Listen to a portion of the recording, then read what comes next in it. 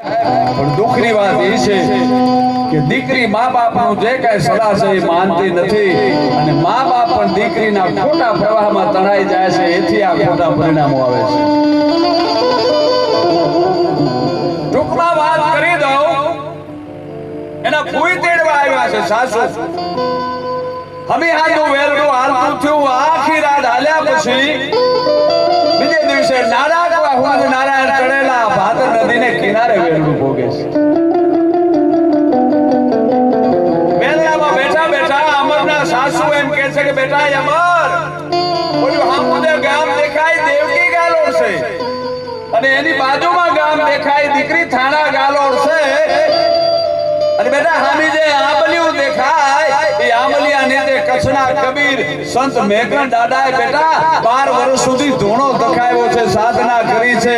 હવે તો આંબલિયું ધૂણો નાખ્યો ધરાર, ત્રણ દારૂ ત્રિશુળ માંડે દાડો મેઘરાણ અને જાજમ જૂના દેશની પાથરી પરબ મોજાર અને કચેરી કીર્તારની ત્યાં માંડે દાડો મેઘરાણ.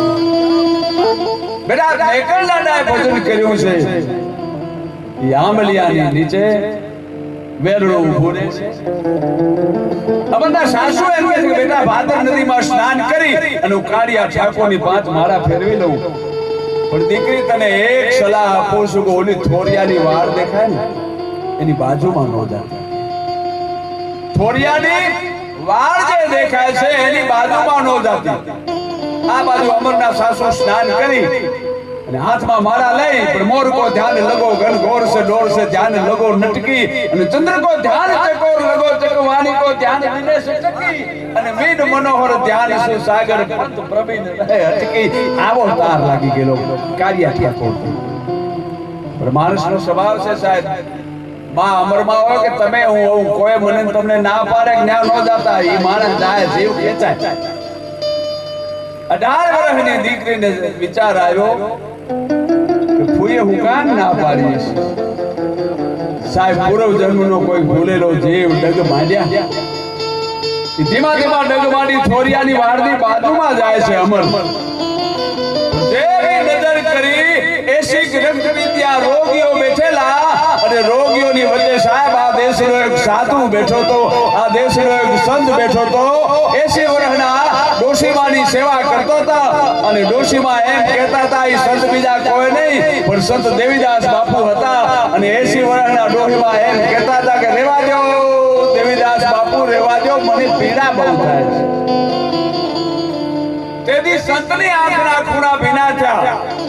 સરોવર સંતજન ચોથા વર્ષે મેં પરમારથ કે કારણ ચારો દરિયા દે. સાહેબ આને સાસુ કહેવાય. દેવીદાસ બાપુ એમ કહેતા હતા કે માં દુઃખ તને આવ્યું ક્યાંથી? 80 વર્ષના ડોહીબાએ કીધું કે બાપુ મારી 18 વર્ષની ઉંમર હતી ને મારા લગ્ન લેવાડા પરણીનું હારે આવીને આખું ગામ મને જોવા આવ્યું. આવી કંચન જેવી કયા પણ બાપા મને ઉંમર આટો લઈ ગઈ, મને રૂવાડે રક્તપિત્તનો રોગ લાગુ પડી ગયો અને બાપુ હગા દીકરાએ એમ કહી દીધું કે જા માં જા, તું આખા ગામને ભરખી જાય. બાપુ મારા પેટના જણ્યા દીકરાએ મને મૂકી દીધી છે. સાહેબ આ દેશનો સંત 80 વર્ષના ડોહીમાં જે વાત કરતા હતા ને ચિત્ત ચટકી લાગ્યા વિના કી રીજે કીર્તાર ઈયળની ભમણી બને તો માણસને કેટલી વાત. આઈ 18 વર્ષના આયરની દીકરી અમર સાંભળતા હતા, ગાંઠ વાળી લીધી. ઓહો આ સંસાર, આ સમાજ. સાહેબ એક વખત કરી દો મહેન્દ્રભાઈ કે આ સમાજ વખાણ કરે તો કોઈ દી ફૂલાવું નહીં અને આ સમાજ ટીકા કરે તો એનો કોઈ દી ધોખો ન.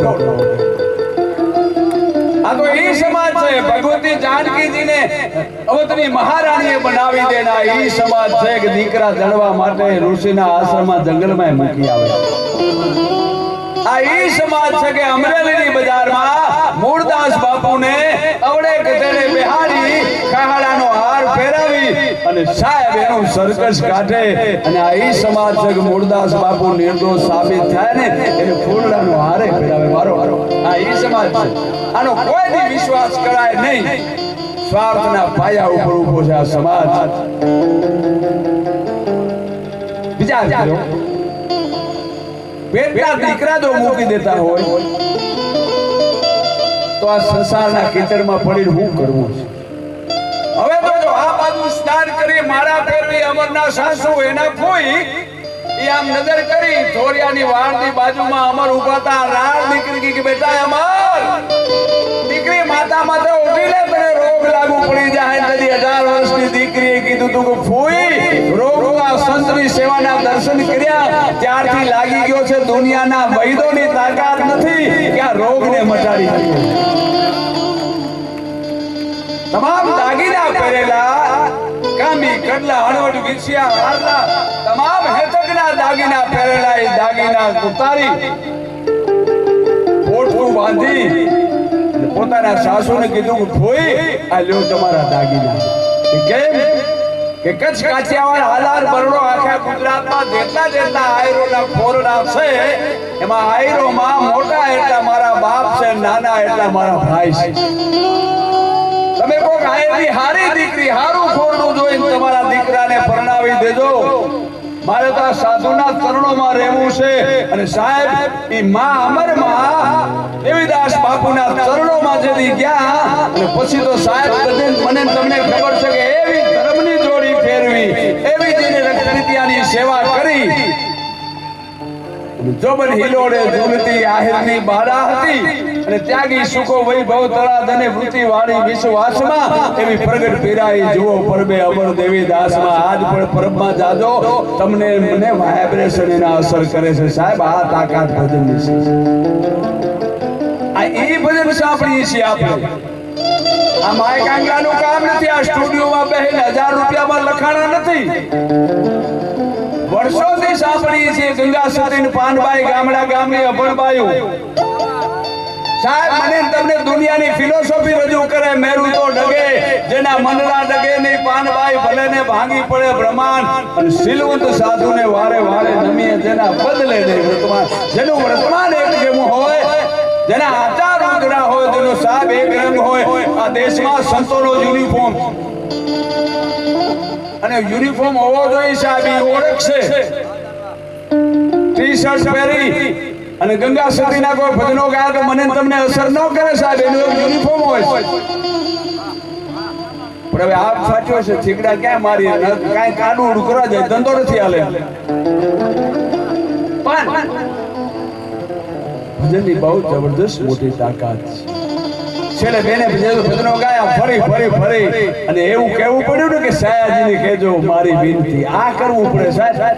છેલ્લે બધી ગાયકી દુનિયામાં ગવાતી હોય પણ ફરતા તમામ નદીઓને જેમ સમુદ્રમાં ભળવું પડે એમ તમામ ગાયકીને છેલ્લે ભજનમાં ભળવું પડે. કારણ કે ભજન ભરી તલવાર રાધે ગોવિંદા એવા ભજનિયા લઈ અને સાગરભાઈને આમંત્રણ આપો. તાળી તો લાવો સાગરદાન ભાઈ કર્યું.